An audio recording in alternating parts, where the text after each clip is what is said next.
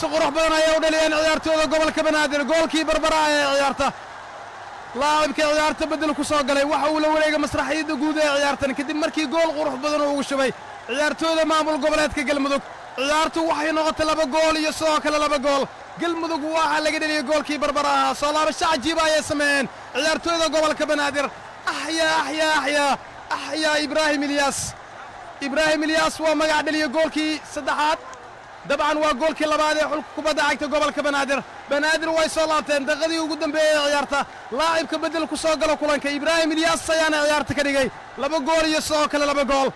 daadir amiin cali daada waxa uu sameeyey isbedel laba iyo sidoo kale ciyaaryahan wax badan ka bedeli kara ciyaarta tani markii uu bedel ku soo galo kulanka waxa uu sameeyey dhowr fursadood halisa balse kubaddani madfac ahayd ayaa soo ugu dambeyn masruuftay banaadir way soo laabteen martigeliyaashu way soo laabteen ibraahim ilyas ayaa ciyaarta ka dhigay 2 gool iyo 2 gool daqiiqadii 9aad ay dhaliyeen ciyaartooyda xulka kubadda cagta ee gobolka banaadir waa weerar kale banaadir idris maxamed bilaal si qurux badan ayuu u gooyay ciyaaryahanka lagu magacaabay idris maxamed bilaal si kastaba ciyaaryahanka lagu magacaabay idris ugu dambeyn kubaddaas waa lagula dagaalamay kubad rogaal celinaya sameynayaan ciyaartooyda galmudug alla ilaahay galabta waxaan daawanaynaa ciyaaro dhinac kasta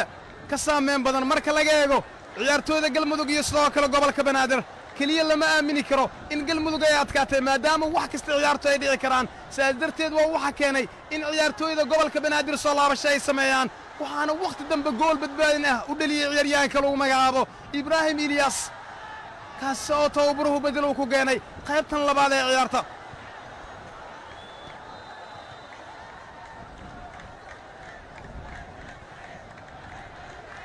dhaawac ayaa jira markan mid ka mid ah ciyaartooyda gobolka banaadir ayaa dhaawac sheeganaya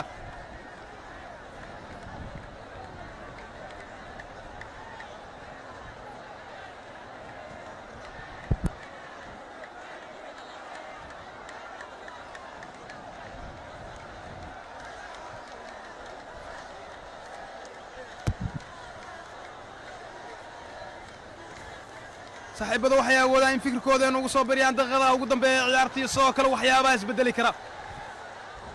91 daqiiqo sidoo kale 30 sakin ayay maraysaa ciyaartu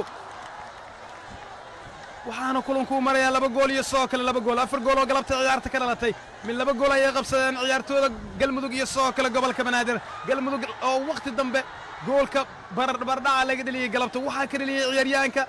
lagu magacaabay ibraahim ilyas kaas oo ciyaarta bedel ku soo galay waana ciyaaryahanka lambarka 28aad ee gobolka banaadir wax badan ayuu ciyaarta ka bedelay tan iyo markii ciyaaryahankan ciyaarta uu ku soo biiray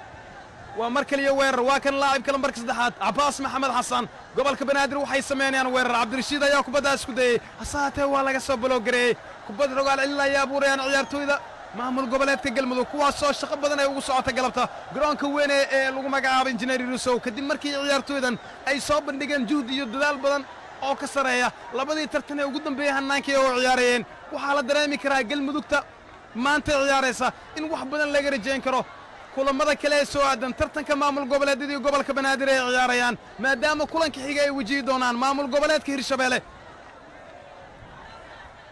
4 gool ee galabta ciyaartan ka dhalatay 2 gool ee gobolka banaadir waxa uu ka dhaliyay cabdirashiid iyo sidoo kale ciyaaryahanka lagu magacaabo ibraahim ilyas xilli 2 gool